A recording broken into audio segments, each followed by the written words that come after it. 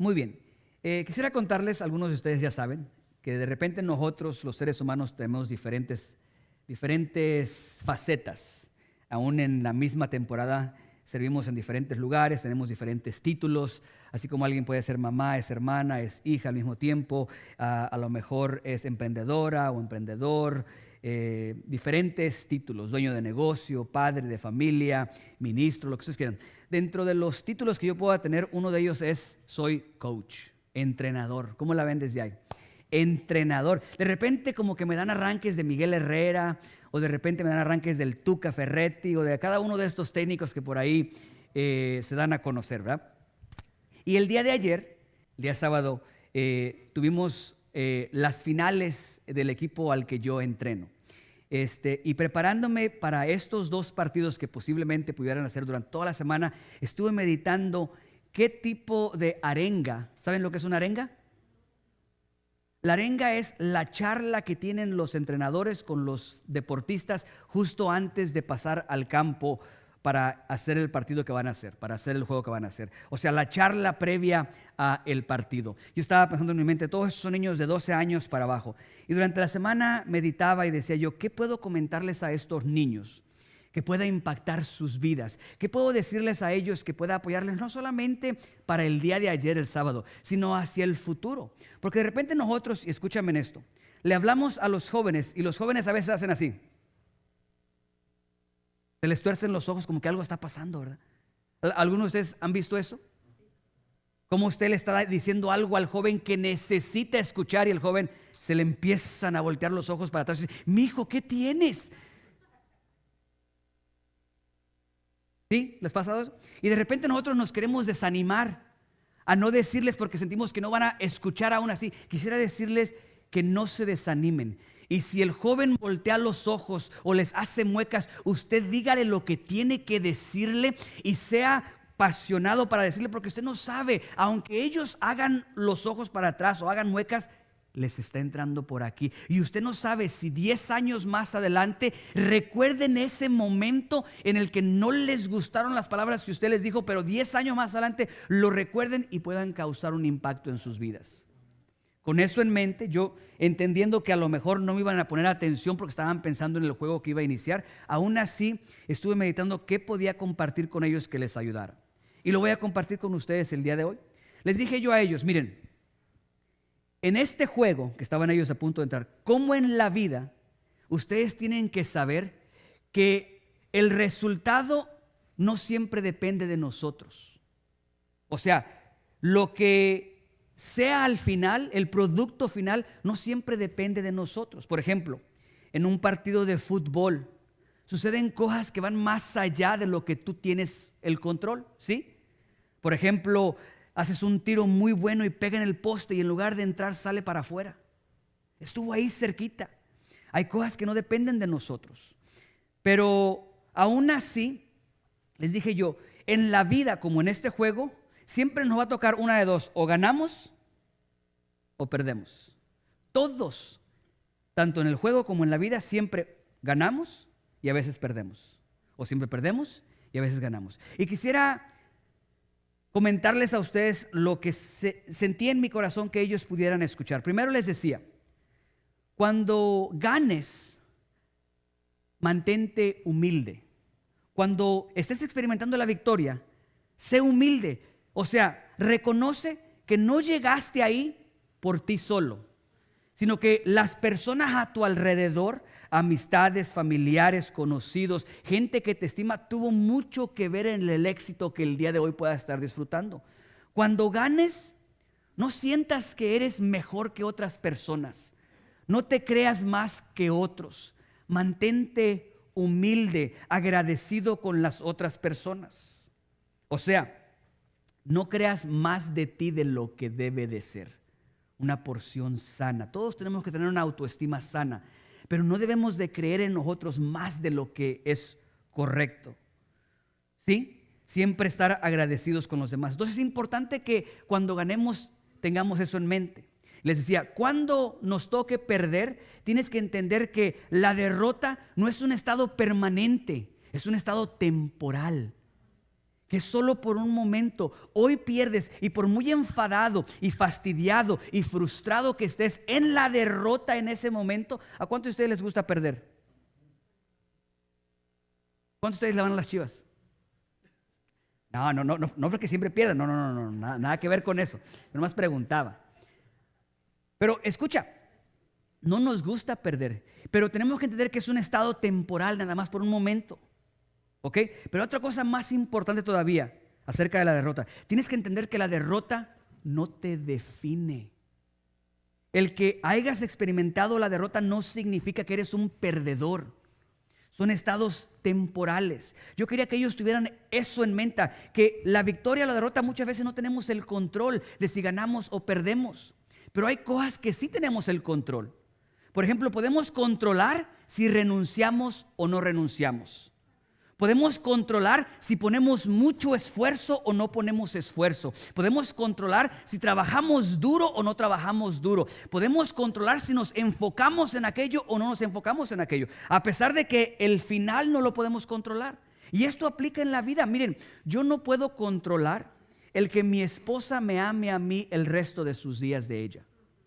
Yo no lo puedo controlar. ¿Sabes qué sí puedo controlar? Ser un esposo ejemplar para ella. Ser un esposo que la honre, que la trate bien, que busque su felicidad de ella. Eso sí lo puedo controlar. Puedo controlar cuánto yo me esfuerzo porque ella esté bien. Puedo controlar cuán duro trabajo yo para que ella esté contenta. ¿Sí ven? El resultado no lo puedo tener yo bajo control, pero hay cosas que sí puedo controlar yo. Les decía a ellos, la victoria no la podemos asegurar nosotros, pero hay cosas que podemos hacer. Podemos correr y esforzarnos y concentrarnos y trabajar duro y no darnos por vencidos. Muchas veces el resultado no se da. ¿Y sabes qué queremos hacer? Renunciar. Porque sentimos que el cuerpo dice, ya no puedo más. Miren, yo sé que no se nota, ¿verdad? ¿Ustedes conocen a Johnny Jackson? Johnny Jackson es un señor que se parece a mí en el cuerpo. Ni me han dejado todavía flexionar y ya se están riendo. Miren, ese señor es un campeón de físico-culturista. En el 2006, si no me equivoco, ganó el físico-culturista más fuerte del mundo. Hasta antes de la pandemia, él constantemente estaba aquí en el servicio de inglés y de repente todavía ven los servicios en las redes sociales. Pero, bueno, él se ofreció a entrenarme a mí, aunque no se vea, así fue. ¿Okay? Él me entrenó por 2 años, no importa si usted cree que sucedió o no sucedió, no estoy mintiendo, tengo testigos que saben que eso es de verdad. Bueno, él me decía a mí, cuando tú sientes que tu cuerpo ya no puede más, tu mente tiene la capacidad de decirle a tu cuerpo más. Cuando sientes que ya no puedes correr más por esa pelota, tu mente le puede decir a tu cuerpo, sí puedes y puedes seguir avanzando. O sea, no renunciar. No podemos controlar el resultado, pero sí podemos controlar cuánto nosotros trabajamos, cuánto nos esforzamos. ¿Sí? Esto fue lo que yo les decía. Ahora, dicho eso, quiero decirte el día de hoy que es triste y es incómodo este mensaje, pero es necesario que lo escuchemos.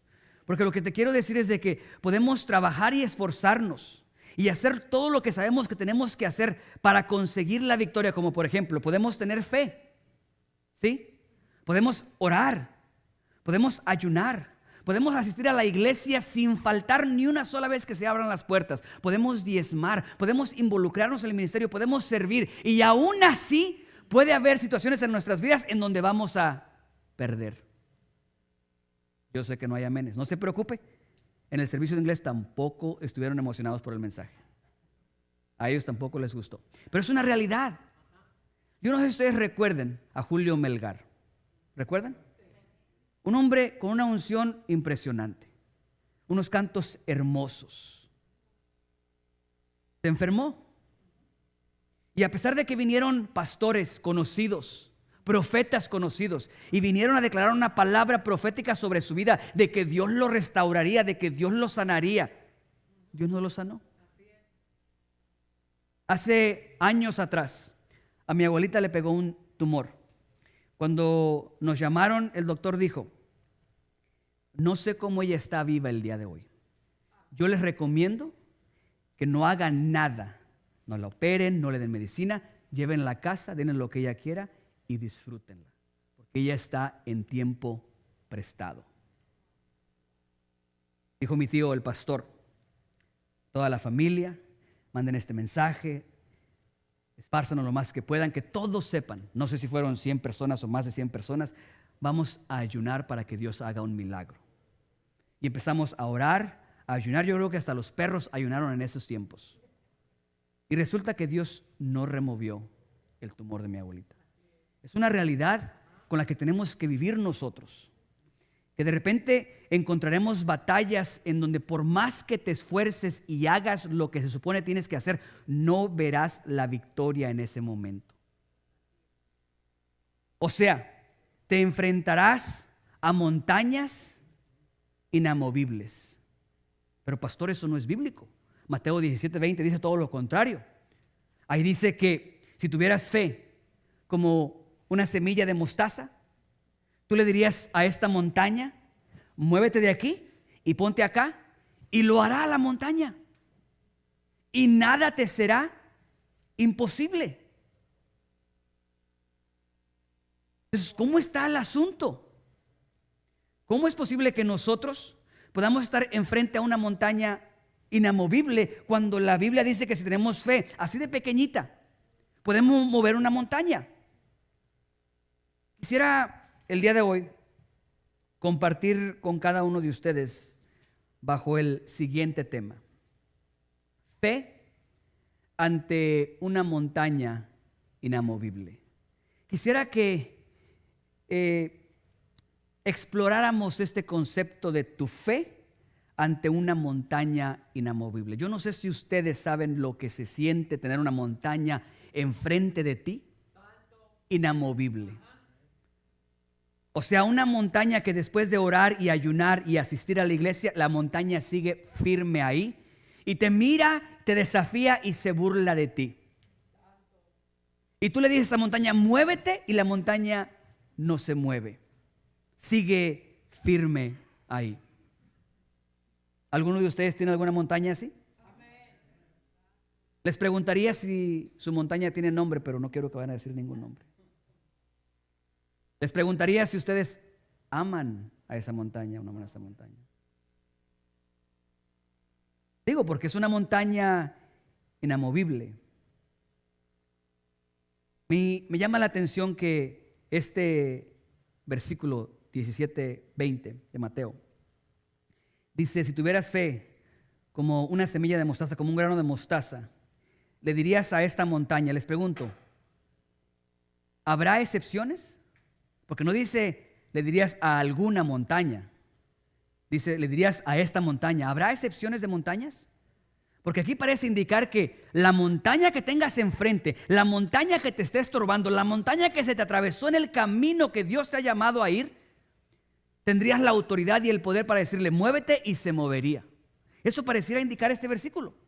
¿Sí? Que nada sería imposible.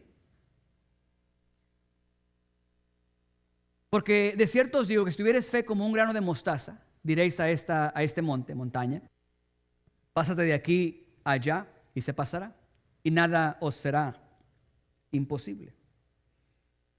Hermanos, ayúdenme un poquito, los veo muy callados.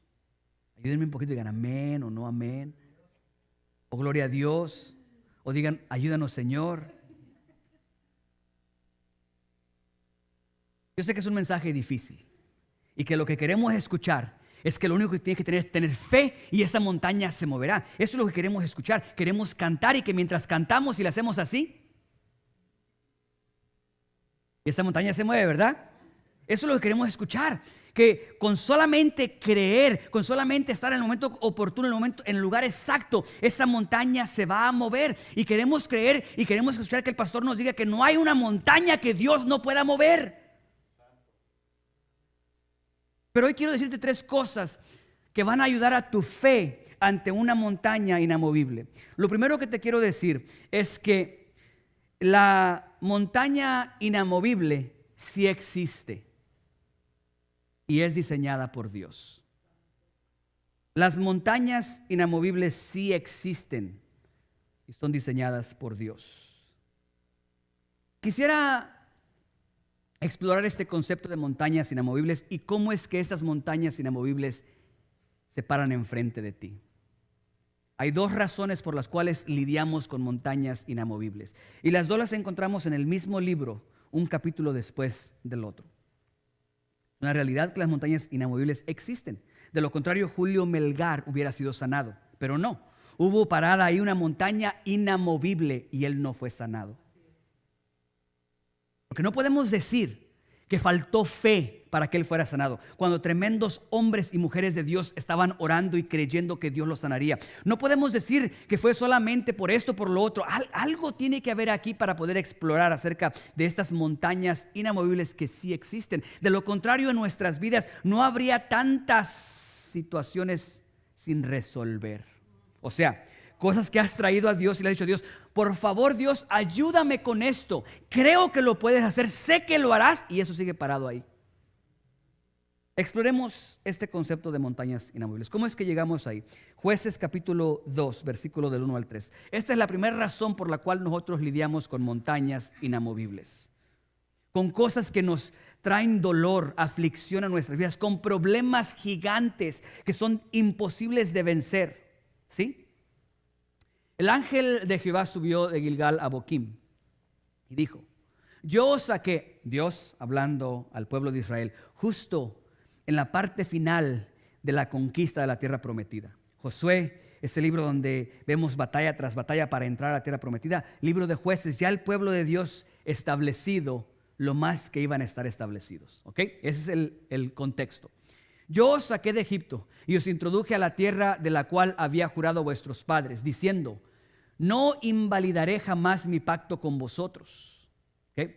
Con tal de que vosotros no hagáis pacto con los moradores de esta tierra, con tal de que ustedes no se junten con ellos y se mezclen con ellos en todo. ¿Ok? Escucha esto: cuyos altares habéis de derribar. Mas vosotros, ¿qué? ¿No habéis qué? Atendido, no habéis obedecido a mi voz. ¿Por qué habéis hecho esto? Ahora fíjate lo que sigue el versículo 3. Por tanto, yo también digo: no los echaré delante de vosotros, sino que serán azotes para vuestros costados, y sus dioses os serán tropezadero. Quiero que escuches las palabras que Dios utiliza aquí. No los voy a echar de aquí. Esto es Dios diciéndole al pueblo de Israel: vas a orar, vas a ayunar, me vas a clamar, vas a llorar delante de mí, que remueva a estas naciones de aquí. No lo voy a hacer. Esa montaña se queda ahí. Ahí se queda. Esto nos dice que la desobediencia en nosotros construye montañas muchas veces inamovibles. Nuestra desobediencia trae consecuencias que nos generarán dolor durante muchos años. Nuestras malas acciones traerán consecuencias que traerán sufrimiento años y años más adelante. Y es una realidad. Porque por más que tú digas que el hijo es una bendición, un hijo en desobediencia, por más que sea bendición, también traerá sufrimiento y dolor a tu vida. La desobediencia trae consecuencias a nuestras vidas que muchas veces Dios permite que se queden ahí, son inamovibles. Tenemos que lidiar con esa consecuencia. Porque en el caso de ellos no era falta de fe. Ellos sabían lo que Dios podía hacer. Dios les dijo claramente: no los voy a echar de aquí. Al contrario, les van a hacer de tropezadero. En el caso de ellos, no era que no oraran o buscaran de Dios o ayunaran. Dios no iba a quitar eso de ahí. Pero quisiera invitarlos a algo. Quisiera invitarlos a que no seamos tan duros, a que no seamos quien juzgue la montaña de alguien más. Porque se nos hace muy fácil decir: ¿ves? Por tu pecado, haz tu montañita. Hay una iglesia, Betel se llama, una iglesia muy grande. El pastor, este ministerio, muchas veces es criticado. Falsos profetas, falsas enseñanzas, todo eso. Hace unos años atrás, una niña de 2 años, hija de los líderes de alabanza de ese grupo, de esa iglesia. Muy impactantes. Muchos de los cantos que cantamos aquí vienen de esa iglesia. ¿Ok? Bueno, pues esta niña de 2 años muere de esta iglesia.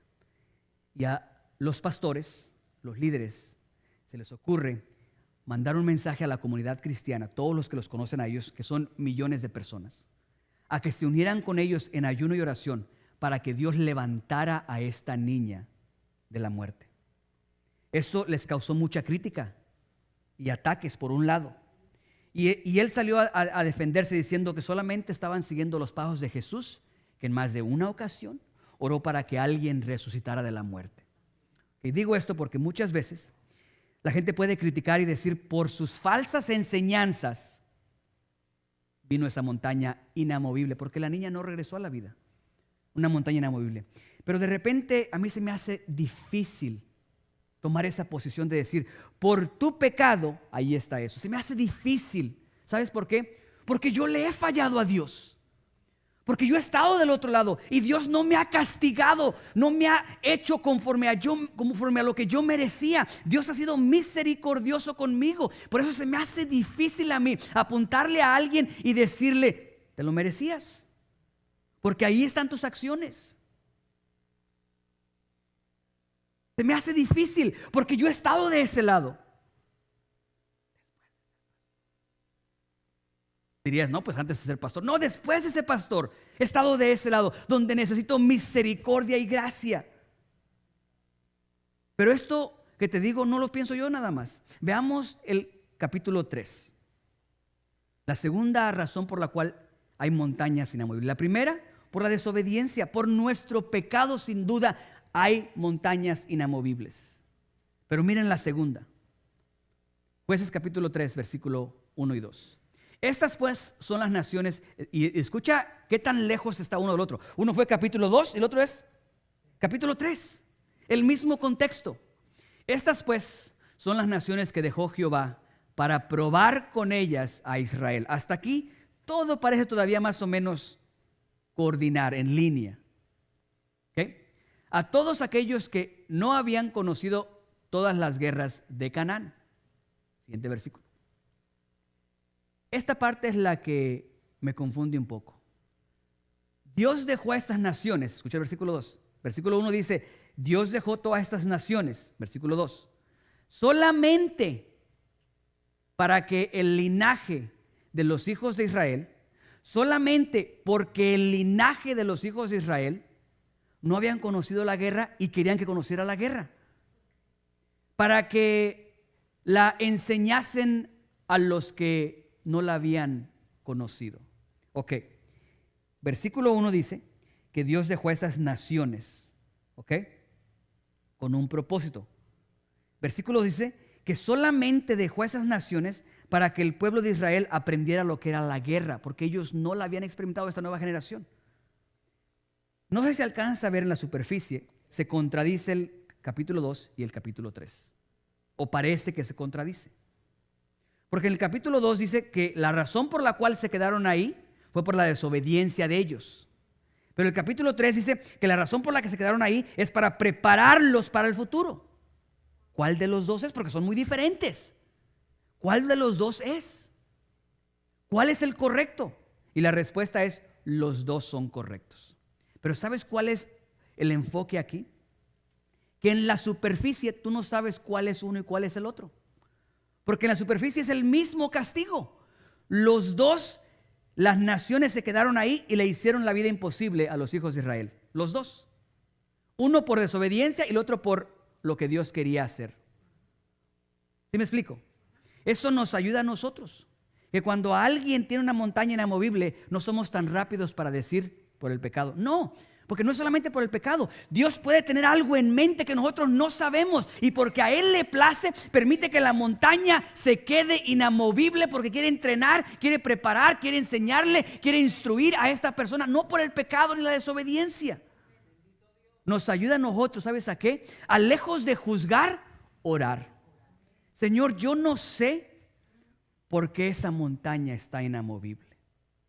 Solo sé que tú eres un Dios misericordioso, lleno de gracia, Señor, mira a mi hermano, mira a mi hermana. Dos razones por las cuales están esas montañas inamovibles. Una, consecuencias de nuestras acciones. La Biblia es muy clara. Lo que el hombre sembrare, eso cosechará. Si tú nunca ahorras un peso en tu vida, vas a cosechar eso. Un peso. Sencillo. A menos que vivas en Estados Unidos y tengas welfare. Ahí sí, entonces. Ahora, la segunda razón. Dios tiene una agenda. Está trabajando para algo que tú y yo no sabemos y no entendemos. El versículo que mejor encierra este concepto es Romanos 8:28. Todos lo saben. A los que aman a Dios, todas las cosas ayudan para bien. Esto es, aquellos a los que conforme a su voluntad, ¿qué? Son llamados. Entonces, este versículo, en la primera parte dice, todas las cosas, a los que aman a Dios, todas las cosas ayudan para bien. El que tenga que decir ayudan para bien, explica qué son todas las cosas o la naturaleza de todas las cosas. Porque si alguien me hace algo bueno a mí, yo sé que eso va a producir algo bueno. Pero cuando alguien hace algo malo, yo necesito escuchar que eso va a producir algo bueno. ¿Sí? Cuando dice todas las cosas, no se refiere a cosas buenas. Se refiere precisamente a montañas inamovibles, a dificultades, a problemas. Todas estas cosas, ya sea por tus malas acciones o por que Dios tiene un plan para tu vida, no importa. Estas cosas a los que aman a Dios, a los que fueron llamados conforme a su propósito, van a ayudar para bien. ¿Sí? Esto me lleva al siguiente punto que quiero mencionarte acerca de la fe. No están agüitados, ¿verdad? No están tristes, están alegres. ¿Están contentos por la montaña inamovible? Dice, tampoco, pastor, tampoco le exagere. Número 2. La primera es,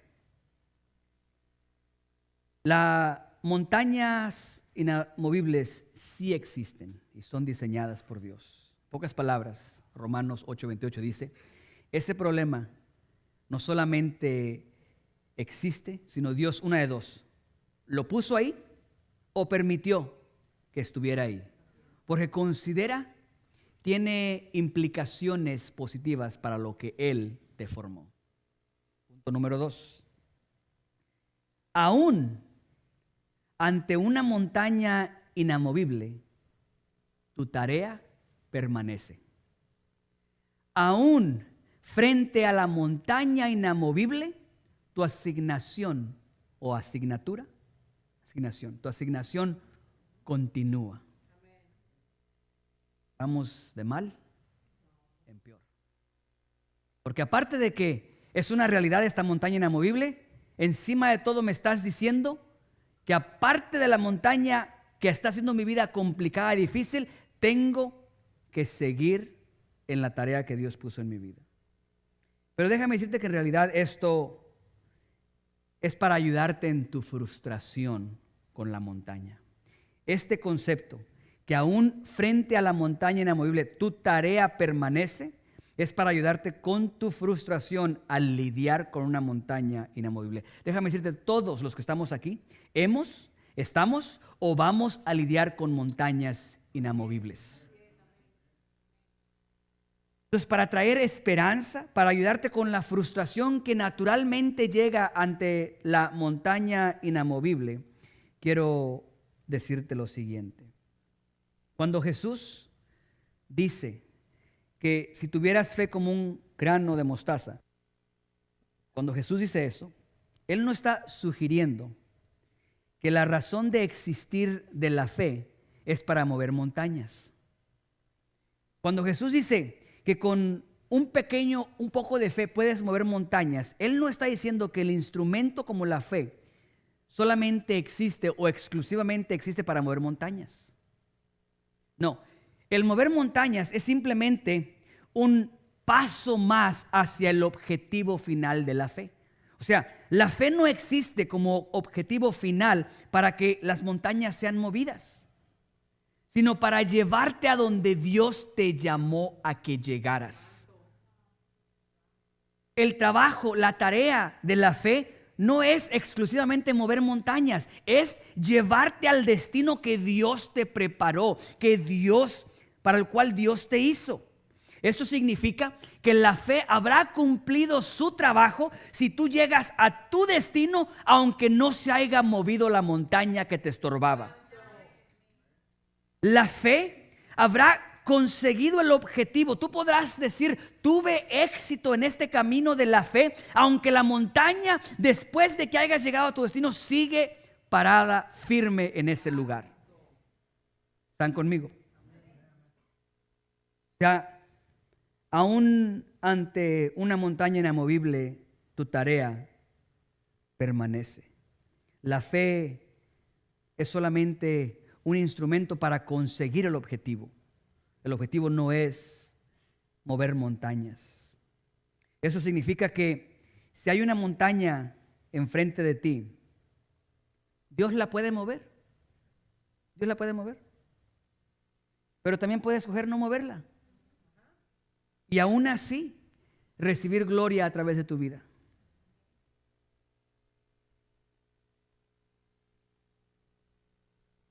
Esto me recuerda a alguien que tú y yo conocemos.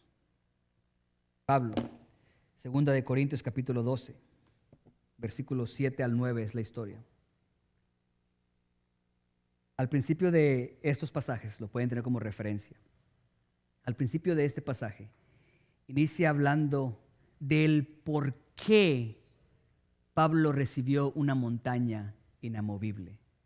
Y yo digo recibió porque él dice, me fue dado en referencia a este aguijón. Pero el primer versículo de este pasaje explica por qué le fue dado este aguijón. Después dice que le fue dado.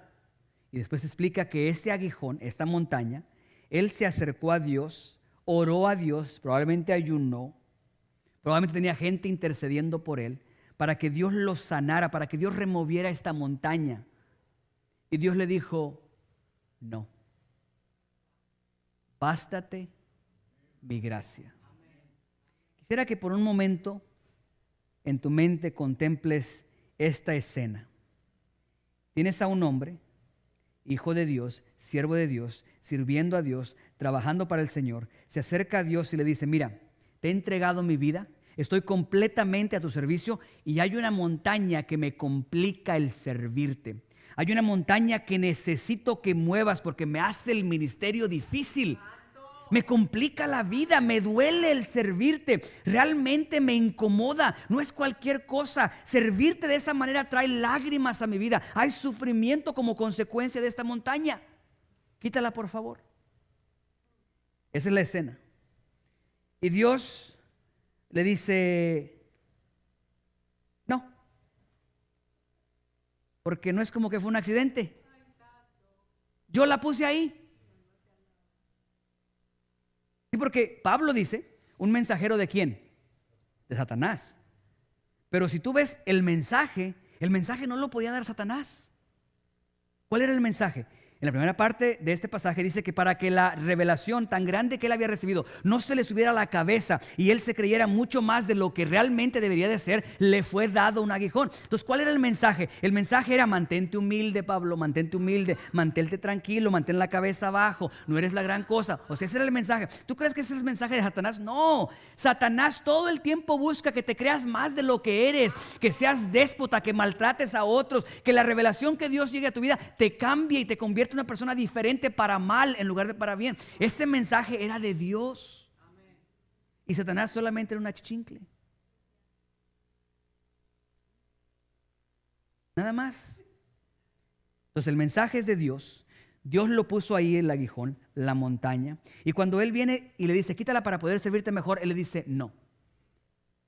Pero lo interesante aquí es que Dios le dice, entiendo que tú me dices que te falta algo. que necesitas que yo haga esto y que sientes que no puedes porque eso te está estorbando. Y Dios le dice, bástate mi gracia. En pocas palabras, haz que mi gracia sea suficiente. No dice, pero implica, continúa haciendo lo que tienes que hacer. Yo sé que quieres que sea más fácil. Yo sé que quieres que quite esta montaña, este problema, esta dificultad, esta cosa que impide que me sirvas de una manera alegre, feliz y tranquila. Pero yo te digo, no lo voy a quitar. Haz que mi gracia sea suficiente y a pesar de esto, sigue haciendo lo que te llamé a que hagas. Sigue sirviéndome, sigue siendo un instrumento en mis manos. No lo voy a quitar. Que mi gracia sea suficiente para ti. Interesante, ¿no? A ver si logro recomponer el banco porque siento como que nos vamos hundiendo. Parece el Titanic. Ya quedan algunos allá arriba nomás colgándose. Voy a ver si por ahí me cuelgo de Rose que está ya enseñando a los niños. Yo no entiendo cómo no se subió. Había espacio para los dos.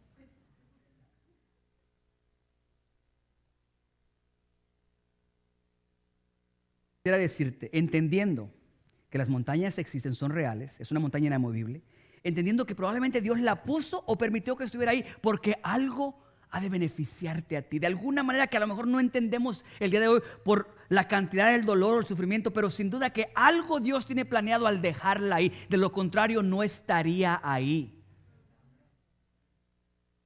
Entendiendo eso, que su gracia tiene que ser suficiente para ti, quisiera decirte, no te quedes estancado en esa montaña. No te estanques en esa montaña. Tienes una tarea que cumplir. Tienes algo que hacer. Entiendo que la montaña es inamovible.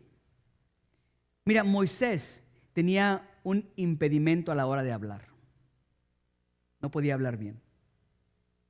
Tenía que ir a hablar con el faraón. Tenía un impedimento. Y yo sé que cuando él le dice a Dios, mira que yo tengo dificultad para hablar. Yo sé que no era solamente decirle algo que Dios ya sabía. Ahí estaba implícita. Me estás llamando a que haga esto. Se necesita que yo hable bien. Arréglame. Corrígeme. Haz el milagro. Mueve esta montaña y yo hago lo que tengo que hacer. Y Dios lo voltea a ver y le dice, no, que mi gracia sea suficiente y ve y libera al pueblo. Haz lo que tienes que hacer. No importa que no te sientas completo, no importa que no sientas que tienes todo lo que necesitas para hacerlo, no importa que sientas que tienes deficiencias o dificultades o debilidades. Ve y haz lo que te llamé a hacer. Miren, cuando yo recién llegué aquí estaba tomando una clase de inglés en la escuela. Esta clase era de hablar enfrente del público. En mi primer año había una clase que se llamaba ESL. ¿Cuántos saben qué es ESL? Es donde te enseñan a hablar inglés todo el rato. Entonces ahí estaba yo y esta clase, yo estaba en ESL y me tocó una clase de speech, de hablar, pláticas. Y de repente me ponen ahí y pues de repente el inglés es medio confuso. Porque a veces las H's suenan como J's y a veces las H's no suenan como que, o sea, no hay nada ahí. Entonces yo en lugar de decir honest, una persona honesta, dije honest. Y alguien ahí enfrente se empezó a reír, muerto de la risa. Y yo pienso que cambié de color, me puse como rojo, como tomate. Decía yo, ¿cómo no se abre este hoyo aquí? Caigo yo abajo y no vuelvo a salir de este hoyo más. Y a Dios se le ocurre que con mi acento así, mis dificultades, tenía que predicarle a los que hablaban inglés. Y no latinos que hablaban inglés, sino americanos, anglosajones. La ironía de Dios. Que a uno que tiene dificultad para hablar le pide que vaya a hablar con el hombre más importante del mundo en ese momento. Y que cuando éste le reclama por sus deficiencias y la montaña tan grande que está ahí, le dice, no importa, ahí le voy a dejar, ve y haz lo que yo te llamé para que hagas.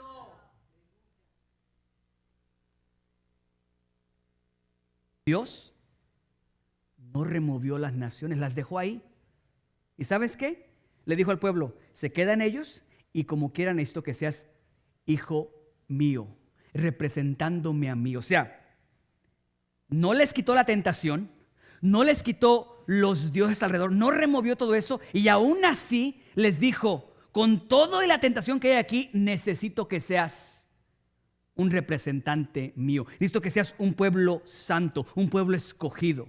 Es como que el día de hoy, Dios viene y te dice, ok, entiendo que tienes tendencias naturales que tú justificas, naciste con ellas.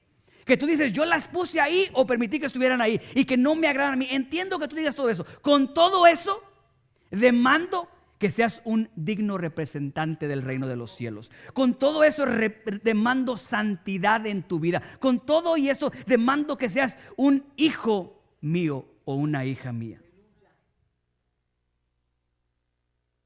Esto me lleva al tercer punto y último punto. Número 1, las montañas inamovibles sí existen.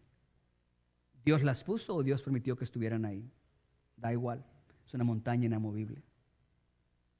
Número 2, mientras estás frente a esa montaña inamovible, tu tarea continúa, tu tarea permanece.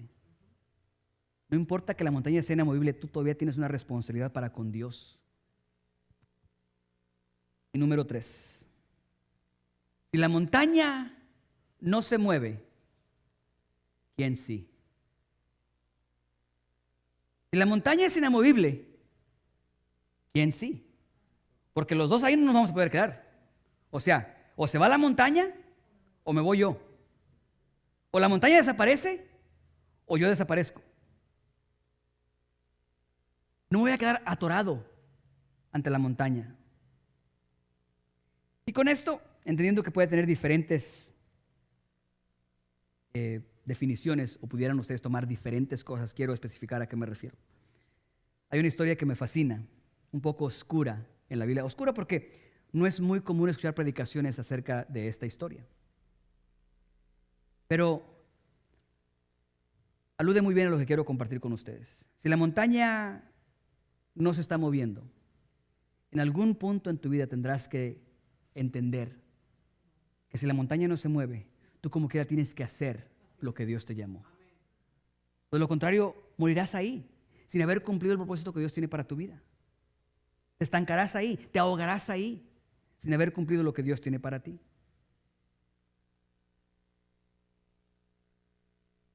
Hay una historia en Jueces, por cierto, más adelante en el capítulo 3. Un hombre no es de los más conocidos entre los jueces, como Sansón, como Otoniel, Débora. Este se llama Ahod. Ahod es el segundo juez que la Biblia menciona. Dios viene y le da una tarea como a cada uno de nosotros. Fuimos formados con una tarea específica. ¿Okay? Él tenía la responsabilidad, su tarea era liberar al pueblo de Israel de la opresión del rey Eglón.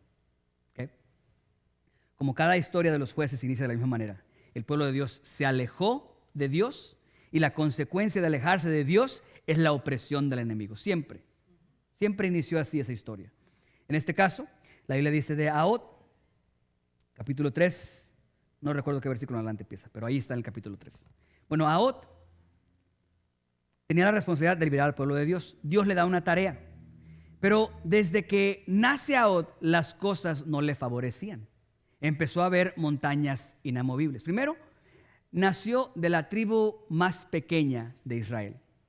Ya de entrada simboliza un inicio pequeño. Y los inicios pequeños, por menos que no, traen dificultad a nuestras vidas. No es lo mismo nacer en un hogar humilde, sin recursos, que nacer en un hogar lleno de riquezas y recursos para la educación, para la preparación, para el conocimiento. No es lo mismo. Es mucho más difícil. No es lo mismo ser pobre aquí en Estados Unidos que ser pobre en el país más pobre de África. No es lo mismo. Donde naces implican dificultades y desafíos que tendremos que vencer y conquistar. Bueno, Ahod nació de la tribu más pequeña. Empezamos con los desafíos. Después, la Biblia se encarga de que tú sepas que Ahod era zurdo. ¿Izquierdo? Era zurdo, izquierdo. El día de hoy no parece nada malo. ¿Cuántos zurdos hay aquí? Quiero decirles que les amamos. Los amamos. A los zurdos no se sientan mal, son amados. El día de hoy no es un defecto. El día de hoy los abrazamos, los queremos como personas normales. Pero hace 30, 40 años, 50 años, 80 años, no era así. Mi abuelito me contaba que en aquellos tiempos, cuando él iba a la escuela, si un niño era zurdo, eso se veía como un defecto. Y lo que hacían era, les amarraban la mano para que solamente escribieran con la derecha. Porque los maestros no querían que los discriminaran a ellos después, más adelante, porque eso era una señal de debilidad, era una señal de un defecto, era señal de que no estabas completo, algo te faltaba. Estoy hablando de 80 años atrás, probablemente menos. ¿Tú te imaginas más de 3,000 años? El estigma que el ser zurdo traía a la vida de alguien. Se veía como que eras la consecuencia del pecado de tus padres, como que Dios se había ensañado contra ti, que te había hecho zurdo. De esta manera se veía. Entonces mira la ironía de esto.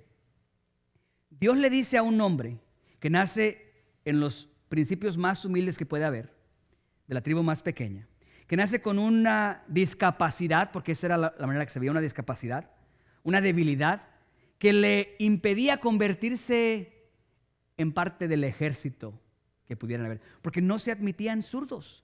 No había armas para los zurdos, todo era para los derechos. Dios le dice a un hombre que tiene ya 2 montañas inamovibles, porque no importa cuánto él hubiera orado cuando él recibió este llamado de Dios: Señor, ¿cómo quieres que yo libere a tu pueblo si soy zurdo? Nadie me presta atención, nadie me hace caso, todos me ven de mal manera. ¿Cómo voy a lograr esto yo? Lejos de eso, él hizo algo al respecto. ¿Ok? Y encontramos en Jueces, capítulo 3, una historia para mí más impresionante que cualquier película de James Bond que puedas encontrar, o de Jason Bourne, o de Pepe el Toro, o del Chapulín Colorado, quien tú quieras. Este hombre, miren lo que hizo. Lejos de quedarse atorado en esa montaña inamovible como un hombre zurdo, lo que hizo fue, se echó a andar, y a pesar de sus deficiencias, discapacidades, defectos, debilidades, a pesar del estigma que había sobre él, se echó la responsabilidad al hombre, y la Biblia dice que hizo una daga, no muy grande, la hizo. Al hacerla él, la hizo para él, para su mano, para la manera que pudiera funcionar para él, y la escondió en el lado derecho. La única manera en la que él pudiera esconderla cuando los guardias lo revisaban. Le iban a revisar como si él fuera un hombre derecho, porque la arma la traería donde la traía un hombre derecho.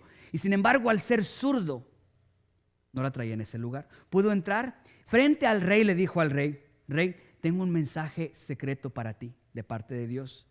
El rey le hace la señal a los guardias que se vayan y laquean la puerta. Y en ese momento él saca el instrumento con el cual va a entregar el mensaje. Es la daga, y la entierra a este hombre, le retuerce. Como era muy grande ese hombre, ya no salió la daga, lo mató y él se escapó. Una historia sin duda de un superhéroe. ¿Okay? ¿Qué tiene que ver esto con nuestra historia? ¿Okay? Si la montaña no se va a mover, tú tienes que echar a andar. Si Dios no va a darte una mano diestra, utiliza tu mano izquierda. O sea, si tú sientes que no tienes fortalezas, entonces pon tus debilidades en las manos de Dios y deja que Él se encargue de Él ser glorificado a través de tu vida. Si tú sientes que no tienes esto, no tienes lo otro, revisa lo que tienes, y con lo que tienes échate a andar en el camino de Dios, y verás cómo Él va a proveer lo necesario para que puedas traer honra y gloria a su nombre de Él. Él no esperó a que la montaña se moviera. Él no esperó a que Dios hiciera un milagro sobrenatural en su vida. Ahí, en sus circunstancias, empezó a esforzarse y a trabajar. No esperes que la montaña inamovible sea movida. No esperes. Déjame decirte, Dios recibe tanta honra y tanta gloria cuando la montaña se mueve, como también como cuando la montaña no se mueve y tú consigues lo que Él tenía para ti.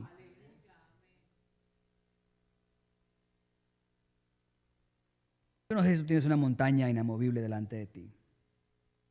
Y a lo mejor estés decepcionado del mensaje de hoy. Porque lejos de decirte que la montaña se va a mover, vine a decirte que hay montañas inamovibles. Pero vine a fortalecer tu fe. Que esa montaña ya deja de golpearte si es por tus errores.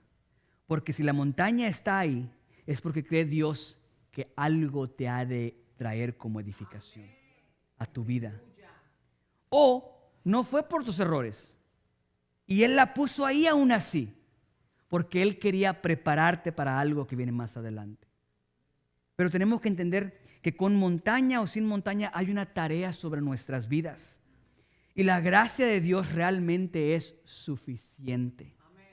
Déjame decirte que lograrás mucho más dependiendo de la gracia de Dios en tus limitaciones que con tus habilidades sin la gracia de Dios. Nunca, nunca con tus solas habilidades lograrás lo que puedes conseguir en tus debilidades lleno de la gracia y la misericordia de Dios en tu vida. Por lo tanto, emprende ese camino. No te quedes estancado en esa montaña y empieza a avanzar. ¿Por qué no te pones de pie?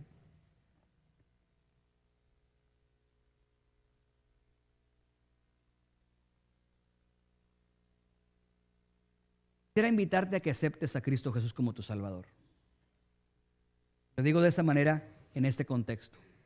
No es el mensaje más... ¿Cuál es la palabra? No es el mensaje más emotivo.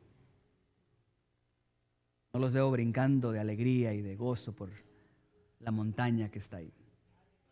Y bajo esa sensación quisiera invitarte a que conozcas o a que aceptes a Jesús como tu Salvador. Y quisiera decirte que el camino no va a ser fácil, al contrario, probablemente unos días después digas, en la que me metí. Las cosas parecen peor de los que estaban antes. Es algo muy común que a veces escuchamos que la gente dice, ya no quiero ir a la iglesia porque cuando voy se ponen las cosas peores. ¿Cómo no?